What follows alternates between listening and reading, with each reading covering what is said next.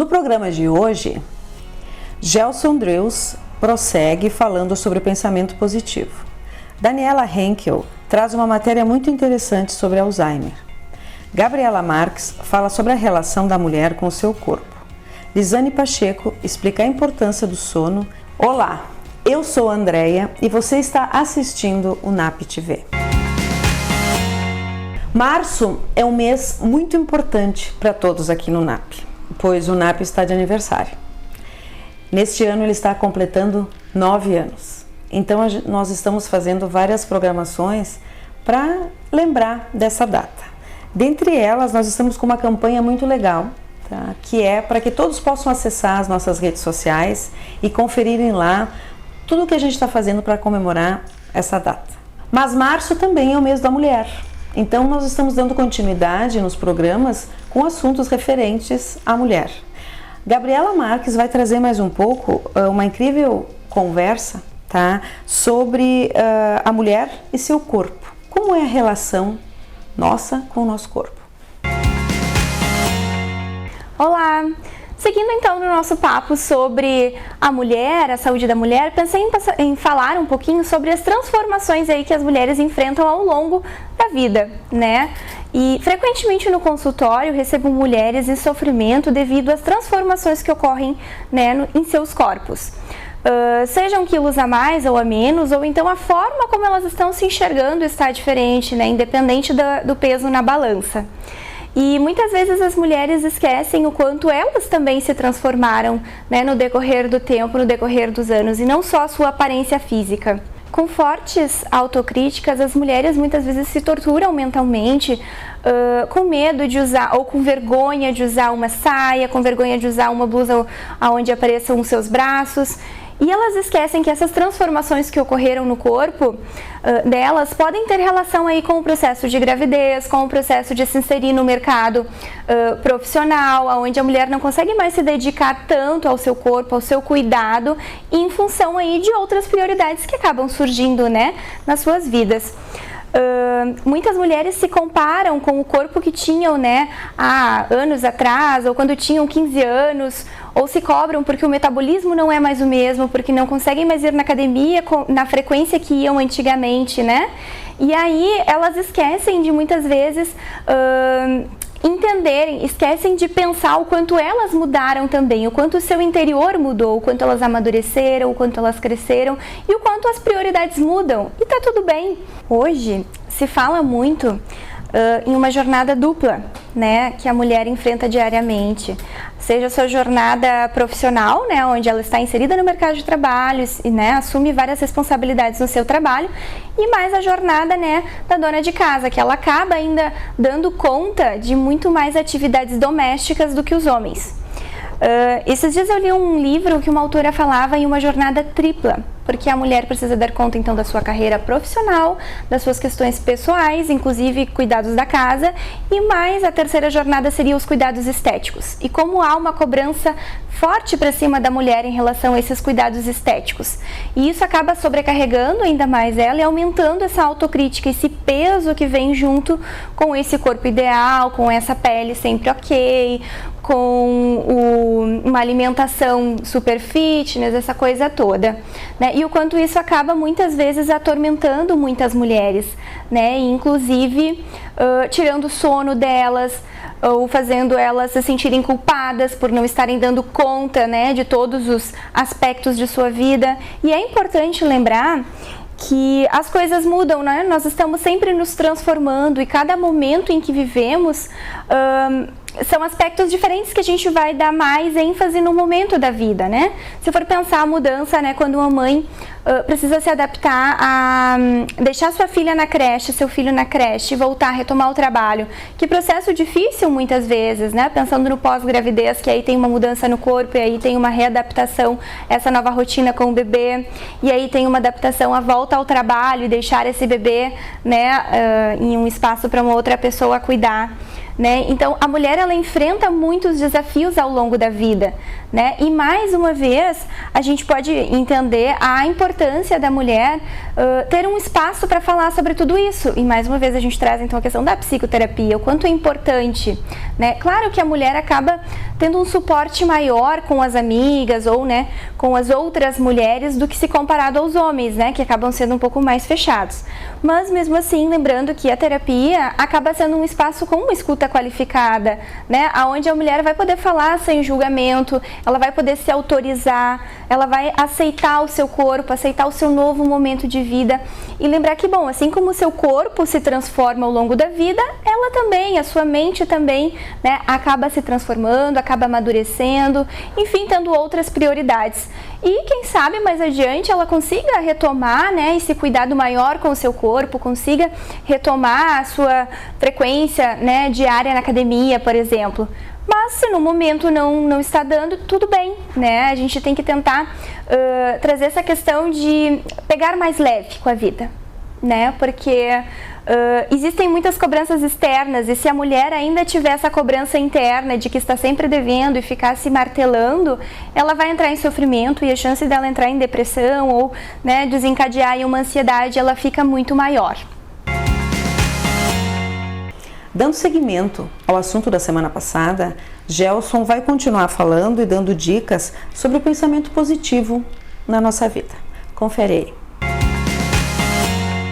Então, recentemente a gente falou sobre pensamento positivo, na qual eu tirei um pouco de base no trabalho de Norman Vincent Peale, né, que fez um livro que tem um pouco de teor religioso, mas, como eu falei anteriormente, não é essa a ideia. A gente não precisa vincular o pensamento positivo à fé, otimismo ou qualquer outra crença. E nesse trabalho, este livro, ele falou bastante sobre esse tema, trouxe algumas perspectivas e algumas experiências. E uma coisa bem interessante que eu percebi na obra foi que esse do livro O Poder do Pensamento Positivo, que realmente quando tu consegue viver de uma forma mais positiva, tu consegue sim ter mudanças significativas na tua vida, tanto física quanto mental, psíquica, né, e todas as esferas da vida. Então é muito importante que nós consigamos ter esse equilíbrio. E então eu quero falar 6 pontos interessantes que a gente consegue trazer o pensamento positivo para o nosso cotidiano, né? Que já é suficientemente enlouquecedor, né? Então, primeiro, reflita sobre as suas realizações. Pense em tudo aquilo que tu já conquistou, tudo aquilo que tu tem desejo de conquistar, porque isso sim fortalece os nossos pensamentos. Segundo, o engajamento. A gente precisa, se nós queremos ter uma vida mais produtiva e automaticamente para isso poder chegar no pensamento positivo, nós precisamos sim encarar e nos engajar nas coisas com vontade, com força de vida. Como eu falei no vídeo anterior, nós somos energia e o que a gente vibra em nós e para fora de nós é o que a gente consegue alimentar. Então a gente precisa estar pensando positivamente. Relaxamento e meditação. Às vezes falar sobre meditação, as pessoas podem ligar também a fatores religiosos. A ideia de relaxar e meditar é justamente mantermos a nossa mente tranquila e pensar, porque meditação é sim refletir sobre aquilo que a gente fez, o que a gente quer fazer e como novas formas de fazer aquilo que às vezes é óbvio. Porque no nosso dia a dia, às vezes nós temos o mesmo problema e nós só precisamos encontrar maneiras diferentes de resolvê-lo. Então, isso a gente consegue através do relaxamento e da meditação. Não podia ficar de fora a prática de exercícios físicos e, por que também não incluir, exercícios mentais, ajudam porque fortalecem o corpo e fazem com que os nossos hormônios corporais eles rodem, eles girem, as toxinas se perdem no momento do exercício físico. Então é muito importante que a gente consiga também encarar como uma forma de pensamento positivo, praticando exercícios, praticando outras formas de exercitar tanto o corpo quanto a mente. Também é muito importante, né, como é uma quinta dica, que de vez em quando nós nos desafiamos a metas maiores, né? Por que não sonhar com aquela viagem, sonhar com aquele objetivo que eu quero tanto alcançar? É desafiador, é difícil, talvez até impossível, mas como eu falei, a gente não precisa vincular pensamento positivo com otimismo e pessimismo. Nós conseguimos sim manter o nosso pensamento positivo para alcançar os nossos sonhos e dessa forma sim desafiar novos desafios, né? E a sexta dica, né, fica como o mais básico de tudo, que às vezes a gente acaba esquecendo, que é aproveite o melhor da vida. Como manter o pensamento positivo se às vezes a gente não consegue aproveitar o básico que a gente tem, que é o sorriso do filho quando a gente chega em casa, o prazer de tu ir e vencer um novo desafio. Por que não chegar no trabalho e conseguir achar uma solução inovadora para um problema que talvez tinha te atrapalhado inúmeras vezes?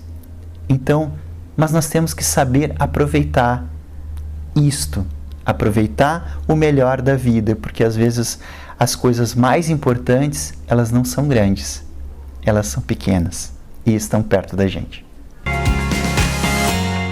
Está na hora do nosso intervalo, mas antes disso, dá uma conferidinha aí na psicodica especial de um profissional nosso.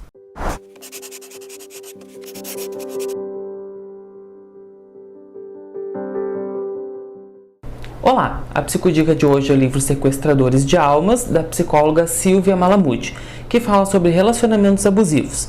Esse livro traz um monte de casos e é bem interessante para a gente saber como funciona isso e por que as vítimas não conseguem sair.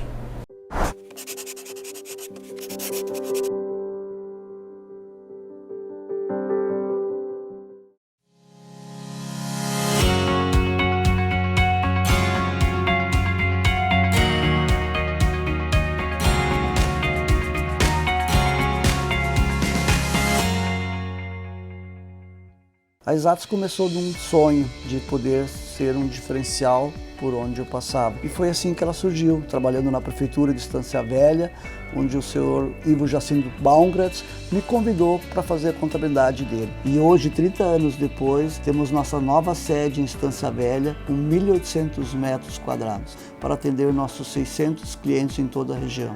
Convido você a conhecer a Exatos. 30 anos apoiando o empresário da região. Cursão do Fabão desde 1993, formando alunos e preparando pessoas para o mercado de trabalho.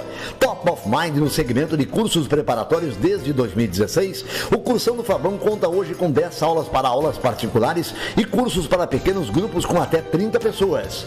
Há 25 anos preparando para a prova do Liberato, também oferece cursos para o Enem, vestibular e concursos públicos. Tudo em um ambiente moderno e acolhedor com os mais qualificados profissionais. O NAP, Núcleo de Atendimento Psicológico, é um serviço voltado para a psicologia e também para as áreas de quiropraxia, nutrição, terapia ocupacional, psiquiatria, psicopedagogia, palestras e cursos com profissionais capacitados e diferentes estilos de atendimento, pois cada um de nossos pacientes é único e merece ser tratado dessa forma. Aqui você encontra os mais modernos tratamentos que o mercado oferece, uma plataforma inovadora de realidade virtual para fobias, ansiedades e transtornos. O NAP oferece ainda convênio para empresas e o Clínica Escola.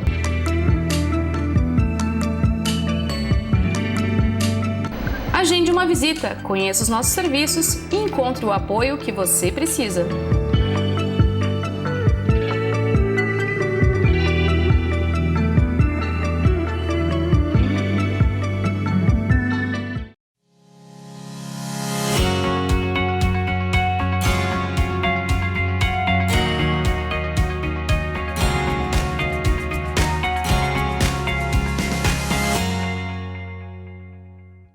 Estamos de volta e agora você vai conferir uma matéria um pouquinho diferente.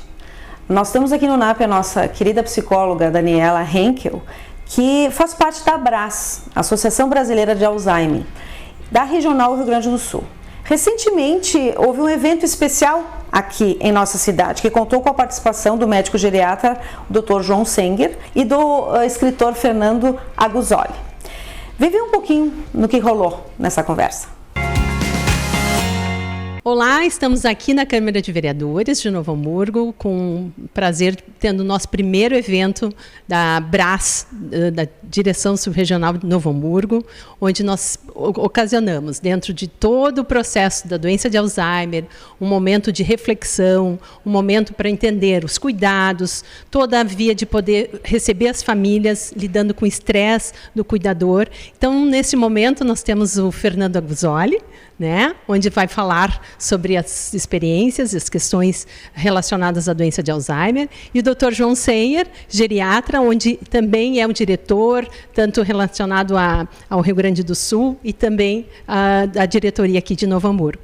Então, Fernando, fala para nós um pouco dessas experiências e toda a tua trajetória, e eu acho que a tua máxima, né, da condição de poder, com tanto carinho, e quem já te ouviu falando, tem o maior apaixonamento pelo teu cuidado que tu fizeste com a tua avó.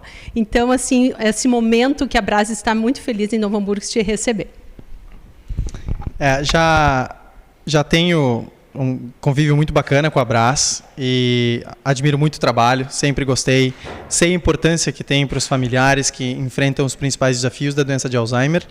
E é isso que a gente vai compartilhar um pouco aqui, as experiências, a minha vivência com a vovó Nilva, quais foram os maiores desafios, como é que a gente passou por esses desafios e trazer um pouco dessas estratégias que podem ser aplicadas ao dia a dia para que outras famílias possam descobrir talvez até mesmo uma pitadinha de bom humor, já que a gente tem que enfrentar a doença e é extremamente difícil para todos nós.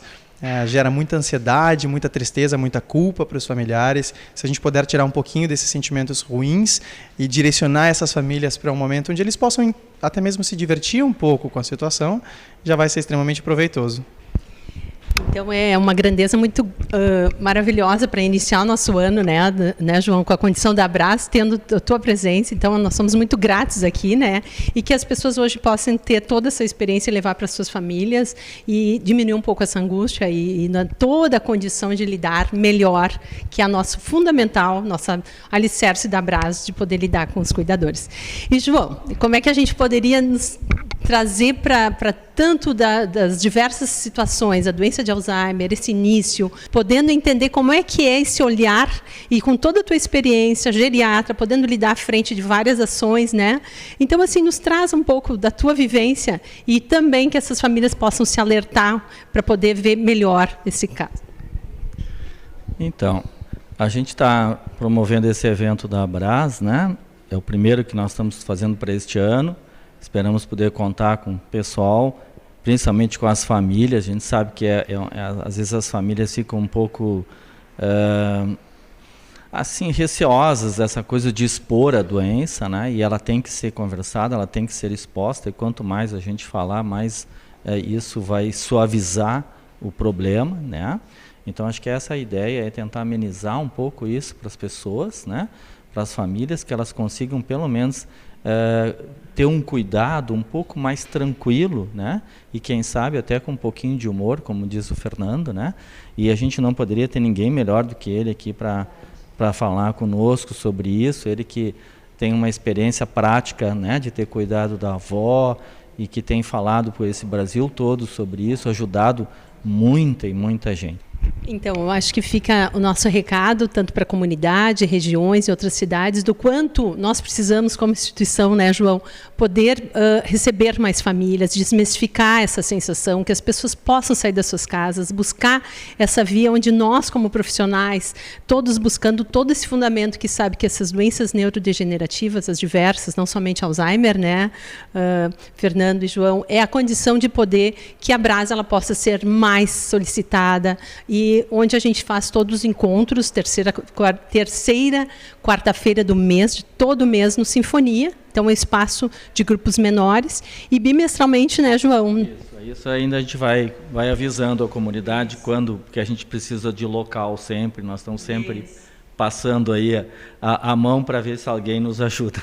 Mas, na verdade, sempre um intuito de comunicar e uma condição desse bimestral é poder fazer um evento onde as pessoas possam seguir muito num conhecimento, desmistificar essa doença, né, João? A NAP, que é um núcleo de atendimento psicológico, tem assim o privilégio de podendo ser um portal, uma entrada, uma possibilidade que a gente consiga desmistificar a condição de doenças, diagnósticos e poder ser um espaço ser escutado e falando sobre essas doenças. Acho que é importante a gente comentar também, reiterando tudo que já foi dito, que se você gostaria de alguma forma colaborar com a BRAS, com a Associação Brasileira de Alzheimer aqui em Novo Hamburgo, busque pela BRAS, pelo Dr. João Senger, pela Daniela, pelos profissionais que são voluntários na BRAS, para que você possa encontrar alguma forma de colaborar com a gente e trazer mais conforto para essas famílias lidarem com esse desafio que é o Alzheimer no cotidiano. Senger, um recado. Então, a gente aproveita e solicita também a comunidade que sempre que puder nos auxiliar, todo auxílio, a gente é uma associação sem fins lucrativos, a não ser com o objetivo de ajudar, mas a gente está sempre precisando de um local para fazer essas reuniões, né? A gente está sempre precisando divulgar, então todo mundo que puder colaborar na divulgação ou, quem sabe, auxiliando até que a gente consiga algum local para fazer essas reuniões, a gente agradece. Muito obrigado. Como é que está teu sono?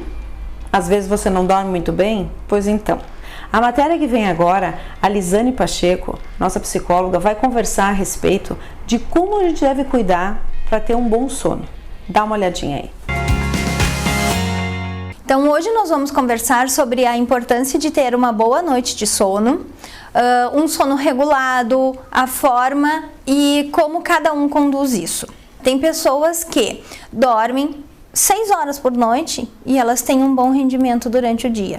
Tem outras pessoas que precisam dormir 10, 12 horas. Então, por que para mim porque isso para mim pode ser mais ou precisa ser mais e por que para ti não? Né, que venha ao encontro de cada um. E o que isso quer dizer? Porque às vezes também é uma coisa assim que muitas vezes eu escuto dos pacientes dizer assim, eu ando comendo muito, eu ando sem atenção, ou normalmente ele vem vem dizendo que eu comer mais do que não comer. Por quê? Porque eu confundo esse meu cansaço, essa minha falta de energia com a fome. Então eu vou lá e estou buscando na comida algo que eu não vou encontrar. Se eu fosse para o meu quarto, deitasse, dormisse e descansasse aquilo, o tempo que falta, enfim, o famoso dormir até acordar, eu não buscaria essa fonte de energia na comida. E tem gente que acaba buscando um pouco por não se conhecer, não conhecer o seu corpo, não se conhecer, não poder, inclusive, parar e olhar para si. Não, peraí, o que eu fiz? Como é que estão as minhas últimas noites de sono? Os meus dias como andam? E eu acabo buscando essa energia na comida e confundindo. Porque isso não passa de uma confusão, né? De não saber o que está acontecendo. Porque, por exemplo, assim, não dormir bem. Não é nem só o tempo, porque às vezes eu posso dormir 6 horas e dormir muito bem, que eu vou dar conta do meu dia e das minhas atividades. Mas às vezes o meu sono ele não é bom. Acordei várias vezes durante a noite, eu tive pesadelos, ou eu comi em excesso e fui dormir, então o meu sono não é o mesmo, e isso vai refletir no outro dia. Como que ele reflete? Muitas vezes é uma falta de atenção, são pequenos lapsos, pequenos esquecimentos que acabam refletindo o que eu venho fazendo comigo nos últimos dias ou no último dia, né? Mas normalmente essa coisa assim da falta de atenção, do eu dirigir sem saber para onde eu tô indo ou como eu cheguei aqui, vem de algo que já vem há muitos dias acontecendo. Não dormi bem há vários dias e acabo um dia, é como se fosse assim, um dia o copo enche e transborda. Tem a ver com a sua rotina, né, com o seu metabolismo, como que o seu corpo corresponde e responde aos estímulos. Então, por isso que alguns, dependendo se a gente fizesse uma enquete assim bem informal, quantas horas tu dorme por noite, alguns diriam 6 e eu tô muito bem, obrigada.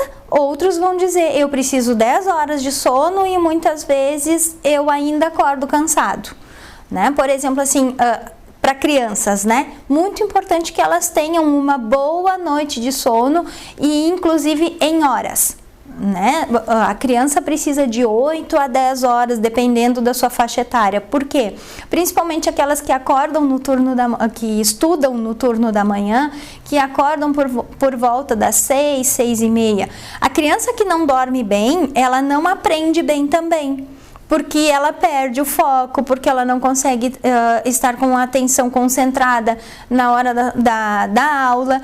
Então, eles se perdem nisso. E aí, muitas vezes, assim, o professor vai dizer, ele é hiperativo. Não, ele não é hiperativo. Ele está com sono, ele está cansado e ele não está conseguindo parar para prestar atenção naquela matéria que talvez naquele momento não consegue ser interessante para ele, porque o foco dele está em outra coisa. Então, o que é importante para cada um? É o autoconhecimento, é saber o que é bom para mim, o que eu estou precisando, quando que eu estou precisando, é muito importante. Quantas horas de sono eu preciso, poder parar e se observar, bom, esta noite eu dormi tantas horas de sono, como foi bom, como eu acordei bem, como eu rendi melhor, né? Isso é algo muito importante. Então, assim, quem não conhece, não consegue fazer isso por si só, né? É importante poder buscar um atendimento, poder buscar se conhecer, poder trazer isso para a terapia em si, que é importante saber o que eu estou fazendo comigo, né? O autoconhecimento é isso. O que eu quero para mim a partir de agora? O nosso programa acabou, mas tem como continuar conferindo todas essas coisas ou revendo programas anteriores no YouTube, no nosso canal. Não esquece de se inscrever, tá? No nosso canal, nas redes sociais, conferindo todas as matérias. Se você lembrar de algum assunto interessante, vai lá atrás, que provavelmente tem aquela tua curiosidade, aquela tua pergunta. Até mais!